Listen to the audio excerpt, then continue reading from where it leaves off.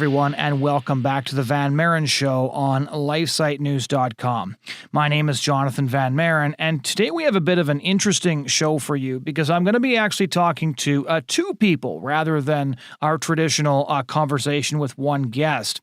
Some of you may have seen that a docudrama called Roe v. Wade was released at the Conservative Political Action Conference last month, purporting to tell the true story of the 1973 Roe v. Wade decision that legalized abortion in all 50 states and took down abortion laws right across the country. Now, there's been a lot of amazing books written on what actually happened during the Roe v. Wade decision over the years. One of the best ones is Clark Forsyth's book, Abuse of Discretion. And so this docudrama, which was produced by Nick Loeb, essentially stated that they would be so true to the facts of what took place that the words uttered by those playing the justices would be actually quoting verbatim what was actually said during the arguing of the case, and actually uttering the actual questions they asked of the opposing lawyers and the witnesses. And so to talk about this docudrama, this film, and the story they're trying to tell, I'll be talking to first John Richard Schneider, who is an actor, has been an actor for many, many years. He's worked on pro-life projects in the past. And so he actually, he plays Supreme Court Justice Byron White in this docudrama. It's very, very interesting because Byron White is probably one of the pro-life heroes in a story that has very few of them. And so Schneider agreed to come on and discuss his role and why he got on board this project with him. He has a long history also in Hollywood as one of the only people that is actually anti-abortion and conservative. Then we're going to be talking to Nick Loeb, who's actually both the director and one of the producers of this film. Now, some of you might remember him because he's made headlines over the years because he was in a relationship with Sofia Vergara, who's an actress on the abysmal and horrifying TV show Modern Family, which promotes all things corrupt. Anyways, he was in a relationship with her, and they had a legal battle over several embryos they created through in vitro fertilization. And it was through this custody battle over these embryos that they had created together that his pro-life convictions came to the surface. It's a very bizarre story in almost every way. And so I'll let Nick speak for himself because there's some very good reasons, some very personal reasons that he really wanted to embark on a project specifically about abortion. So both John Schneider and Nick Loeb actually have personal connections to abortion in ways that they'll explain. And I really just wanted to talk to two people who are part of a very strange project in some ways, attempting to create an independent film on what took place during Roe v. Wade.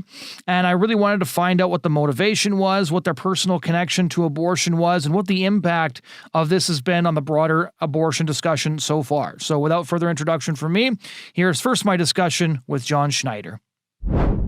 Yeah, I guess just to introduce yourself to our listeners a little bit, could you give us a bit of an outline of your career and when you developed your pro-life convictions to begin with? My goodness. Hi, it's John Schneider. And I was, of course, in what I think is still the best show on television ever, The Dukes of Hazzard. So much fun. And then later Smallville and Dr. Quinn and Haves and Have-Nots. But most important, I'm a dad, and I'm also one of the co-founders of a wonderful organization called the Children's Miracle Network Hospitals. And in our 39 years now, we have raised right at $8 billion to help children's health care. So I'm a big advocate for healthy children, so that really would not coincide with being an advocate for abortion. There's nothing really in me that's ever been an advocot of that process. Mm-hmm. However, there's also nothing in me that believes I have the right to browbeat someone who does not share my opinion. Right. So, which I think is an important thing to underline. Because it seems like now more than ever we've gotten into some world here where not only it's not okay to have a different opinion. Someone has to be absolutely right and someone has to be absolutely wrong. And I think that's grossly unfair to both sides. You know, We're supposed to have a conversation. We're supposed to discuss it, which is why I'm so pleased with this movie. Actually, that I hope we want to talk about. Have you seen the movie? Have you seen it? Okay, all right. Yeah, this is not the only pro-life project you've done. It's not the only storyline that sort of circles around abortion. So I was very interested in what attracted you to this particular project, and what makes it sort of a trend in the different projects that you've chosen to affiliate yourself with.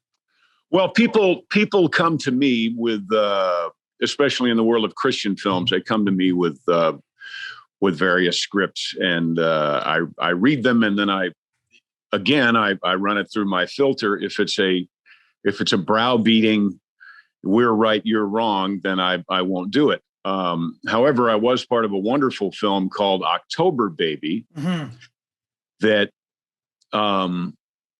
it did really, really well, but its take was there's another option, which is adoption. Right. And I'm a big proponent of that. I understand that sometimes people plan to have children and they work really hard at it and they go to doctors and they do all kinds of things in order to be able to have children. And then I understand there's also times where people are told they're going to have a child and it couldn't possibly have come at a worse time. I get that. So what October Baby was about was, if you are told that by someone in a white lab coat, there is another option.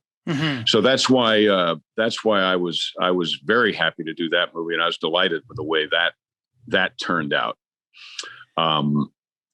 This particular one, I think what's so fascinating about this is just as much a story about the manipulation of public opinion, and the utilization of that manipulated public opinion for political use.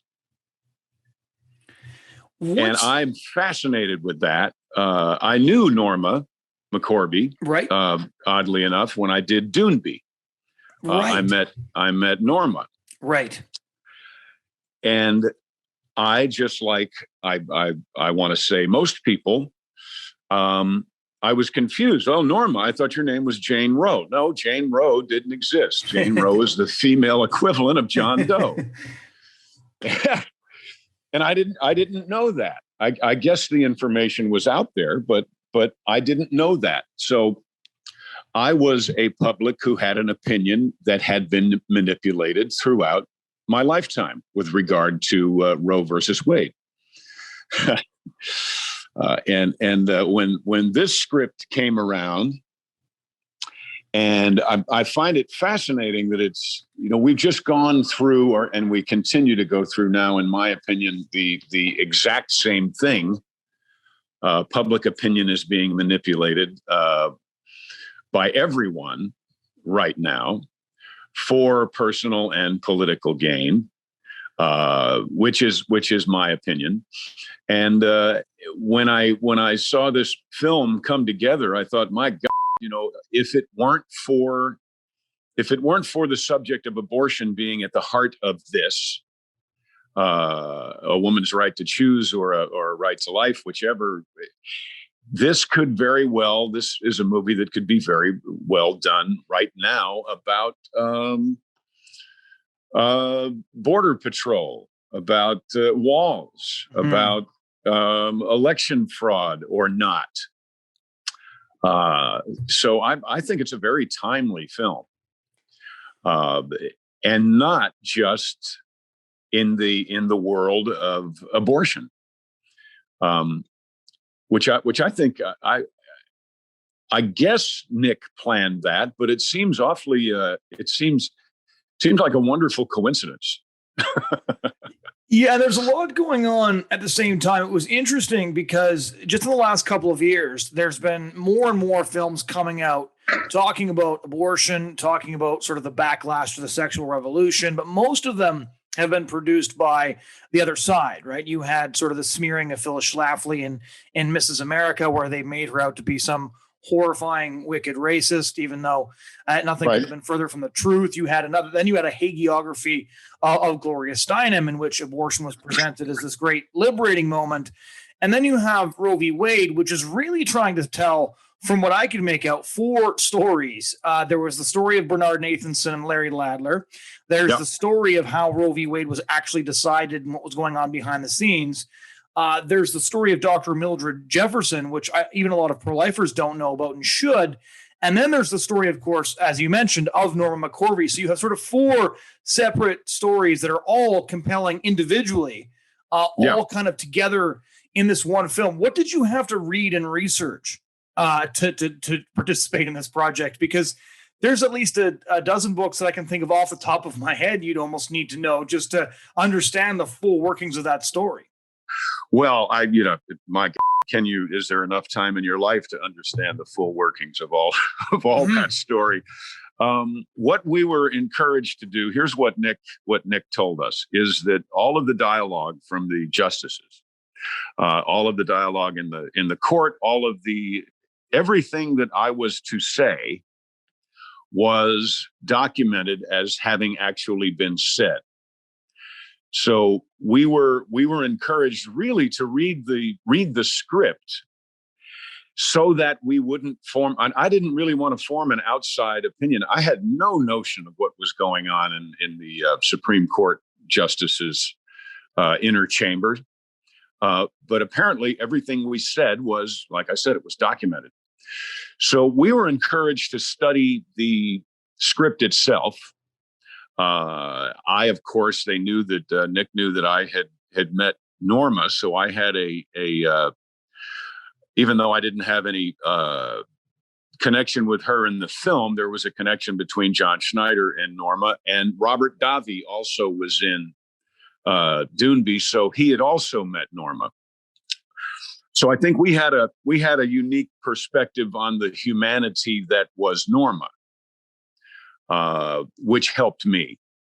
Of course, my character really was the only one who, as far as I could tell, was totally unwavering in his belief that birth started at conception, and he didn't waver on that. He didn't change. You had one of the only real heroes of the whole story. Yeah, everyone else seemed to be. Even John Voight's character seemed to be able to be swayed. Is that right? Or swain? Mm-hmm. Swayed by not only public opinion, but I love that they had the mothers and daughters giving grief. Showing that even if you're a Supreme Court justice, dad can still be a bit of a buffoon at the dinner table. I thought that was wonderful. But I did like that I was true to my belief. And yet at the same time, I did not wield my belief like a sword. I had a strong opinion. I had strong opinions. I expressed them to the new justice coming in, to Gutenberg. Loved working with Steve. Love working with John. I've known John Voight now for probably 42, 43 years. And it's the first time we worked together. With this whole story, one of the things I found interesting is so people in the pro-life movement at large will they'll at least have heard of Bernard Nathanson, or probably have heard of the film he produced, The Silent Scream. Of course, Norma Mccorvey was in the news a lot again last year with that new documentary that came out about her, and there's a book coming out about her this year, I understand, by the man she selected to be her official biographer. So many people will know Norma Mccorvey, but Justice Byron White is one of those largely unsung heroes that deserves to be known. People deserve to know what he did, how he tried to essentially avert the decision that we inevitably ended up with Roe v. Wade. What can you tell our listeners about Byron White, the man that you played, the justice that you played, to kind of pique their interest into researching him a little bit more? Because I knew a bit about him, but this sort of reminded me that there's a lot more to the man, and he deserves to be remembered far more than he has been. Well, you're giving me a daunting task here. I know Byron was a hell of a basketball player.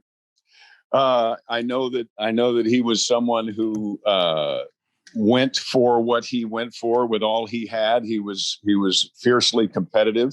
But as far as being able to educate your listeners with regard to more on Byron, I'm afraid I'm falling short. I do know that he was succeeded by Ginsburg, which is kind of fascinating unto itself. It really is. Yeah, it really is. So it does seem to prove that there is indeed a pendulum and it does swing. But that's really it. I wish I could tell you more. I don't think I could possibly tell you less. But I do know that had they asked me to do one of the roles that wavered, or one of the roles that changed their mind, I would not have done it.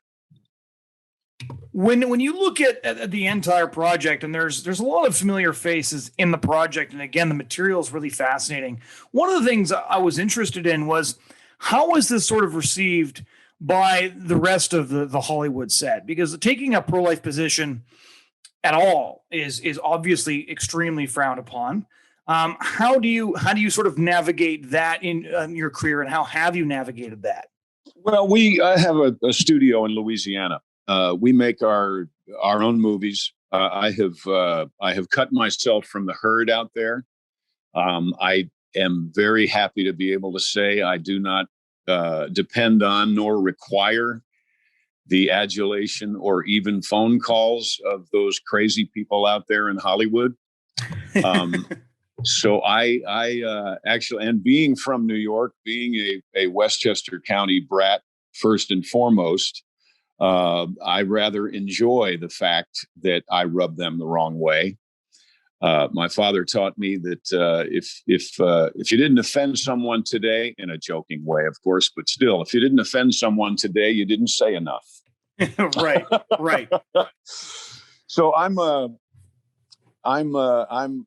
not part of that, and that's a decision I made. I don't understand the tendency for people to change who they are or who they publicly show themselves to be, so that they can placate people they wouldn't really ever even have a hamburger with if they didn't have to. Right. So I don't understand that whole thing. It's hard for me to believe that folks can be so on such opposite sides of this equation.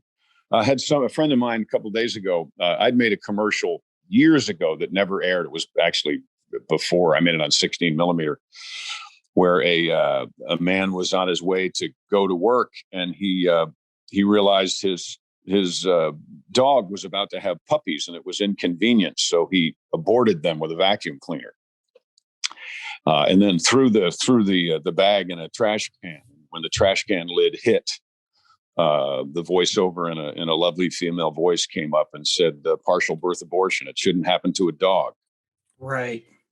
So someone suggested, after we watched the movie about 2 weeks ago, they said, you'd put an end to this whole debate if it were about animals and not about people. Yep. Because for some reason, you say you're going to go do that to a puppy, and can you imagine the different agencies that would be on you? However, you can do it, and apparently the left is pushing harder and harder for that date to be moved closer and closer to actual birth.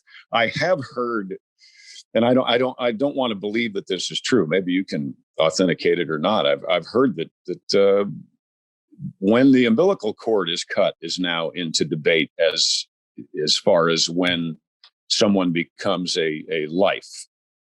Is there any truth to that? I hope not. Tell me that's bull. That's actually just a sort of twisting of a story that's just as horrifying. The Senate has once again voted down the Born Alive Infant Survivor Act, which would simply mandate that medical care be given to babies who survive an abortion, which is a story that you looked at on October Baby. So right. That's a detail of the fact that now the Democrats, I believe 4 times in the last 4 years, have rejected the idea that care should be given to babies who make it out of the womb alive. So unfortunately, not much during a failed abortion. That's what that's from. Like, not much of an exaggeration, unfortunately. And these are folks who are so concerned about the plight of the illegal aliens flowing into this country. It's very selective humanitarian compassion, sir. Oh, I like that. Selective humanitarianism. I think we should start a group. Hey, everybody, let's start a group. The selective humanitarians against selective humanitarianism. When you were looking at this story, the Roe v. Wade story, from what I could tell, some of the background material that I just sort of assumed was being used is probably the Abuse of Discretion, The History of Roe v. Wade by Clark Forsyth, The Hand of God, Bernard Nathanson's autobiography, and I Am Roe by Norma Mccorvey. And there's another book as well that reveals a lot of the information that the film attempts to cover, which is Subverted, by Sue Ellen Browder, who talks about how Bernard Nathanson and Larry Ladler persuaded Betty Friedan and the women's movement, or miraculously just a handful of women's movement leaders, to basically come on board with abortion, because prior to that, abortion hadn't been one of their issues. So when you're looking at the multiple ways the American public was essentially deceived, right? You've got the women's movement being bought off by a couple of men who are making millions of dollars on abortion. You've got all the pressures that were brought to bear on the justices in the lead up to the retrying of the Roe v. Wade case. You've got Norma Mccorvey saying that she was sexually assaulted when she admitted later she was in fact not. What jumped out at you the most? Like, there's so much material there, it's almost hard to believe it's all part of a single storyline. But what really jumped out at you as, wow, I never knew that. I can't believe this is one of the lies we were told to get this passed. Well, that the statistics were true. I really enjoy in the movie Roe v. Wade the audacity of these two guys on the beach trying to pick up young women, bragging about the statistics that they made up, about the back alley abortions that had happened and how many people who had died and how unsafe it was and how they were basically drinking a pina colada, bragging on their BS. So that they could pick up a couple of teenagers. Yeah. And so if more, there was a movie, The Manchurian Candidate, years, not the remake, but the one way back when with Sinatra, where James Gregory played a senator, I believe, and he just kept making up statistics, and his mother would poke him and say, no, it's, make it higher. It's got to get worse. It's got to 68%, 73% of all Americans. So he was making up statistics on the floor of the Senate. And I thought that was wonderful, because not that he did it, but the fact that they called that out. That's the only time, other than in this movie, I've seen anyone actually address the fact that most of the stuff that is being delivered as being true, and factual and painstakingly researched is actually made up on the spot. Yeah. I mean, talk about fake news, talk about really fake news. I mean, my God. Well, yeah, for the listeners who aren't aware of what you're referring to, essentially Larry Ladler and Bernard Nathanson invented the number of back alley abortions that were taking place. Like, they have no basis in reality whatsoever. Historian Dr. Daniel K. Williams of the University of West Georgia, who wrote the book Defenders of the Unborn, which was published by Oxford University Press, looked as hard as he could not find an exact number, but it was probably 10 times less than what Bernard Nathanson and Larry Ladler said. Same thing when Dr. Right. Marvin Olasky wrote The History of Abortion Rights, a social history of abortion in America. Same thing. He figured maybe 120,000 illegal abortions a year. They were claiming up to 1 million, and it said that thousands of women were dying. And it was just simply made up, and the media ran with it. Well, it's fear tactics. I read a book years ago called The Disaster Lobby. And in fact, I used a picture of it. I've got a very funny country song, How Did You F That Up? And I have a picture of me with a big pair of shears cutting off my nose to spite my face. Right. And that was the cover of the book about the disaster lobby, about Ralph Nader, about all kinds of things that were put forth as true, that people reacted to, that changed people's lives. Certainly not as big as this issue, but still. People who we used to say, if it had a staple in it, if it was printed, it was probably true. People actually believed it. I didn't realize that it was so pervasive during this period in our history, 70, 74, 73, 74, 75, that people were manipulating the media to such a degree. And people are still quoting those back alley abortions. People are still, so what they did, folks who were listening, what they did is they made it so that, listen, if 1 million girls are going to have abortions anyway, why shouldn't they be safe? Why shouldn't they be sanctioned by the medical industry? So if you take that at face value, if that were true, then I think I would have a tendency to agree with it. Not in my house, but I would say, I understand. If this is happening so many times, if during the time it took to have our conversation today, 500 14-year-olds died in a back alley, we'd have something to talk about. But that's what they did. They painted that picture so that it was not a right to, and that's why one of the things I love about this movie. They didn't actually say this, but this is what I gleaned from it. They weren't talking about the right of the baby, of the fetus, to have life. They were talking about the right of the mother not to die in a back alley somewhere. Right. Yeah. Basically, what their claim was in their marketing, that was their marketing plan. Yeah. Yeah, like you don't ban abortion, you ban safe abortion. Is basically and they still use the same line today. Yeah, and it's a travesty. We've got wonderful options out there. The as October Baby stated, we have you can put your baby up for adoption. I've known several folks who have done that. They've gone full term. They've had their babies, and they have given them up immediately for adoption. That, to me, is a heroic gesture. Yes. That is something that should be applauded and held up for all to see. I don't think it should be a secret. I don't think it should be sequestered away. This is a terrible option you've had to take, but it's better than dying in an alley somewhere. That's No, it's a beautiful thing. It really is. Yeah. Yep. And it happens a lot.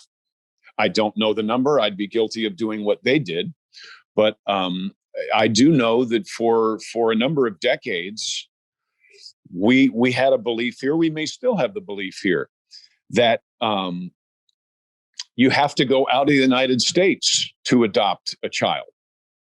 Yeah, that's right. Because there are none here? It's not true. It's absolutely not true. Well, a couple of years ago, there are in the plenty New York here, Times, and our children here. I mean, our get off topic here, but human trafficking is prevalent here in the U.S. The little blonde hair, blue eyed babies are being stolen all the time and sold into slavery. But they put this wonderful, it's not a wonderful name, but they put kind of an innocuous name on it, human trafficking. What is that? That is stealing people and selling them into slavery against their will. That's what that is. It's slavery. So if you have a full-term pregnancy, or if you have I guess it's, when I lived in Cal, one of the reasons I left, someone was debating, they were examining babies in a dumpster, trying to determine whether it was murder or illegal dumping. Yeah. Yeah. I read Trying that to story figure as well. out when they were,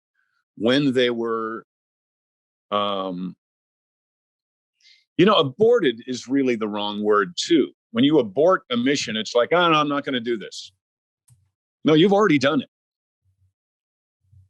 You're already in the race. You're already in the game. You can't just decide you are going to abort, turn back, turn your car off, pull over to the road, land your plane, and no longer go on that trip. You are on that trip, I think. No, that's definitionally true, right? At the end of the day, when they talk about Planned Parenthood, right, the discussion about abortion isn't the discussion about contraception. You're not discussing whether or not to bring a life into the world. You're discussing what to do about a life that already exists. So it's functionally by definition a different discussion. And to your point earlier, there was a columnist in the New York Times who's pro-choice who wrote a column a couple of years ago who actually said it's a shame if you look at the adoption waiting list going 5, 6, 7 years long with couples waiting, and then you look at the abortion rate and you realize that most of these children are not actually unwanted. The concept of an unwanted child is an outdated one because somebody wants that child. And if the mother or the father will give it a chance, somebody would love the chance to love that girl or boy. Absolutely. Absolutely. So again, it's marketing. The marketing, and there's a bit in the movie about salesmanship. Not forcing people to have abortions, but kind of upselling people into for lack of a better term, a more expensive car. You don't really want to have the baby. It's inconvenient. You don't want to have the baby now. Let's do something about it now. Right. We can still do something about that right now. Let's get together and do something. Now, I will tell you that when Dukes of Hazzard first started, I got into a situation, and I don't to this day know, because I'm pretty much of an idiot. I was 19 years old. I was told that a girl I had seen was needing money for an abortion. To this day, I don't know if it was true, but I did pay for it. So I did write a check back in 1981, right, 82. So I'm bringing that up in case someone knows that, and I'm unaware of it. But I want to cop to that. That was something that. But like I said, I had just prior to that, a woman had filed a paternity suit against me, and it was someone I had seen. We use the biblical term, I had seen. Problem was that the child she was claiming that was mine was 8 years old, and she thought I was 24 and I was only 18. So I did not sire this child at 10. Right. So there are predators of all sorts out there. I guess is what I'm saying. To finish this off, I'll circle back to my first question. So when you talk about, and back in 1981, you potentially paid for an abortion. When was it in the span of your very long career? When was it that you became pro-life or thought about the issue for the first time? Right? What took you from the man you were then to the man you are now? Well, seeing all my lovely Children's Miracle Network miracle children in hospitals certainly helped lead to that decision. But my youngest child, Karis, who is 26 now, I helped birth her with a midwife. So being part of that process, being the first person to touch this life, which I was. The midwife made sure that I was the first contact this wonderful little girl had was with her daddy. There would be no way in the world I could ever. And I tell you what, if people did that, I still to this day don't know why fathers have been in movies and television shows and perhaps in life taken away from that process. Right. That is not a process that should happen alone.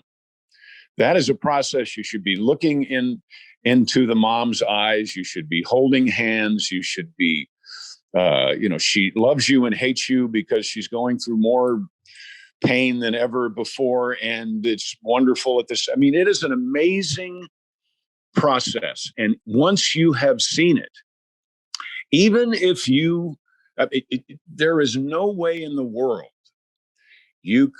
I don't believe that you could back up on that is a life and that has been a life since before I first felt her kick. I remember, that wonderful experience of feeling the baby kick. You put your hand on the belly and this little life is in there. What an incredible miracle. Yeah. And can children be an inconvenience? You bet. Yeah. Can they be the most amazing thing? Is childbirth why we are here ultimately? Perhaps. Yeah, love is rarely convenient. Say that again? Love is rarely convenient. Love is exactly right. You figure that out. Yeah. So like I said, I'm very proud of this film. I loved the final product because it is so complex. It does talk about a lot of things. I think it is a conversation starter on many levels about many things. So, and I do think that that's what particularly these kinds of films should be. Right. And this one is that. And I'm delighted to be part of it. And like I said, I am not. I'm not going to hate someone who disagrees with me, but I will make sure they are aware of other alternatives before they make their decision. It is their decision. You must wear a mask, but you can have an abortion. What? Priorities. I don't get it. Well, thank you so much for being so generous with your time. You're very welcome. And I'm going to go read on my character now. I feel so ignorant. So I'm going to go learn more about Byron. And you have a wonderful, wonderful rest of your day. Thank you for giving light to this really, I think, unusual film that I hope will be around for a while and cause lots of discussion at the dinner table. Yeah, absolutely. You have a wonderful day as well. Bye-bye. Ladies and gentlemen, that was my conversation with American actor John Schneider, who plays Justice Byron White in the docudrama Roe v. Wade. Next, I'll be talking to American businessman Nick Loeb about why he decided to embark on this project, what the inspiration for it was, and the impact that he thinks it's making. First question I have is, what made you passionate about the pro-life issue? Were you always pro-life, or did you come to the position later? No, I started off life, I grew up in the Northeast, 45 years old. So even a lot of the conservatives around me were pro-choice. I grew up pro-choice. I was taught when a woman gets pregnant, there's just a bunch of cells, and there really wasn't no baby there. And so I never really thought abortion was a bad thing. It really wasn't until I got older, in my late 20s, early 30s, that I began to have a change of heart on the topic and the issue. So no, I've never been pro-life my whole life until the last 15 years, let's say. What was the catalyst for you becoming pro-life and changing your views on that? It wasn't sort of a one thing that convinced me. it was sort of a myriad thing of over some time. So I was involved with 2 girls who had abortions in my 20s, which as I grew older would haunt me, and I would have dreams of my child at the age they would be now, which I continue to do every year. And I think that was maybe something that always sort of bothered me. And then as I got older and the internet became sort of more widespread used and more things are online, and you can hear a baby's heartbeat in the first couple of weeks. You can see in the first month there's arms, hands, and you can see it's not a clump of cells or a gabagoo. It's a life and it's a human being that we're killing. And so I think over that period of time, I changed, and I went through different cycles and different periods. I went through, okay, well, I'm not, pro-life.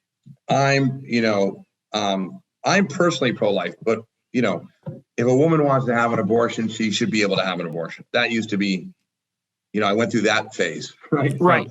Right. And then somebody came up to me and was like, oh yeah, that's great, Nick. So, do you rob liquor stores? I'm like, no, but it's okay for other people to rob liquor stores. And I was like, well, you got a point there. And so, it was an evolution, right? And to a point where, now and purely a lot of it's based on science for me today, that, life begins at conception. It's a human being, and it's an innocent baby. We shouldn't be killing them. So what was that evolution like when all around you, because you're from New York, and the crowd that you run in is largely pro-choice. What was it like to be changing your mind on this position and having most of the people around you hold the opposite position? Well, like most people, in New York, we don't talk about the issue. So, right.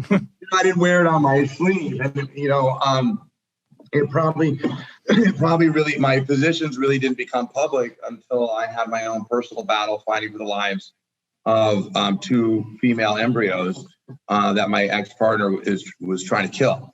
And so that became very public, and and so, no, I think a lot of people didn't understand it, don't look too favorably on it. And it's been challenging. So, they're not, I'm not a favorite of a lot of people in my circles.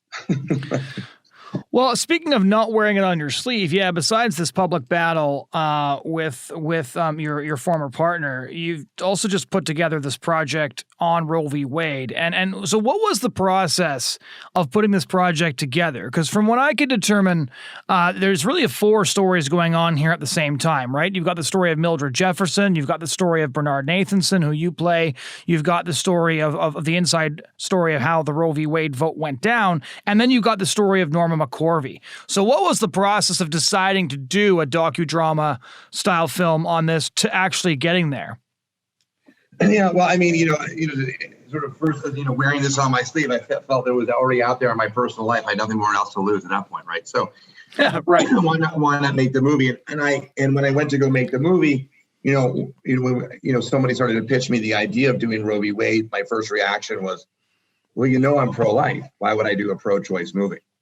Right? Because I think the reaction from all Americans is that Roe v. Wade is a pro-choice movie, story, right? It's the story of legalized abortion in America. And I think it's the story that everybody knows that they don't know.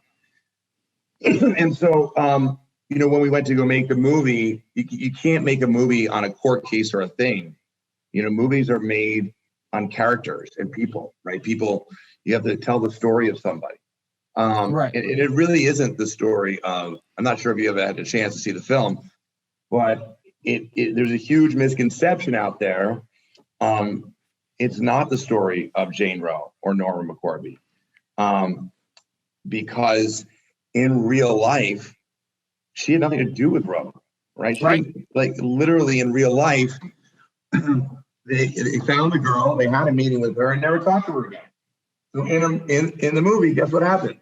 They find a girl, they talk to her, they meet her, and then they never talk to her again. So she's literally in 2 scenes in the movie, maybe 3. And so we wanted an accurately portrayed historical version of how the events went down. Mildred is a much bigger character we don't really truly tell. We briefly touch on her story, but really the story is told through the eyes of Bernard Nathanson, because it is a pro-choice story. And we told the story about the pro-choicers, how they got it passed, and then how it was decided. And Bernard was instrumental in that. I mean, he was the founder of NARAL. His best friend essentially was the father of the abortion movement, mentored by Margaret Sanger. And these two guys were instrumental in getting Roe to the courts and getting it passed. And so we tell the story of Roe through the eyes of Bernard Nathanson, and we do follow his life journey and life path through his conversion. Right. Mildred Jefferson was on the other side trying to fight against it. We get into a little bit of her backstory, but not a tremendous amount. She was the first Black woman to graduate Harvard Medical School and the second president of the National Right to Life. And her story was interesting to me to tell, parts of it in this movie for two reasons. One, she wanted her position on fighting for life was, in order for them to win, they would need to take God out of the argument, because it should be about science, that life begins at conception. And every character in the movie has a different opinion. You've got Father McHugh, who's in the movie, who believes something different. That should be about God. And so having her perspective on that issue was, I thought, interesting. So at least there's a character for everybody in the movie. Right. On the other side, then you've got her main motivation of actually fighting this battle is because she comes out and she'll clearly tell you it's the number one killer of African Americans in this country. And, stopping abortion is saving her race. And that is her fight. And for those, I thought, were very, very powerful concepts that are not always in the pro-life argument. And since she was so pivotal of a role, the second president of National Right to Life, and that she'd also broken, ceilings, glass ceilings and barriers for African Americans. I also find it interesting, if she was pro-choice, everybody would have heard of her, right? I mean, every time right. Oh, yeah. in history, an African American breaks a barrier, they become lauded, and we hear about them and they're revered and talked about. No one's heard of Mildred Jefferson because she's pro-life. And I'll tell you, it is what she went through. Forget her stance on pro-life, but what she went through to get into Harvard at that time, not only as a Black person, but as a woman, was incredible. And then all the racism she endured through her residency and getting a position, and she swallowed it hardcore.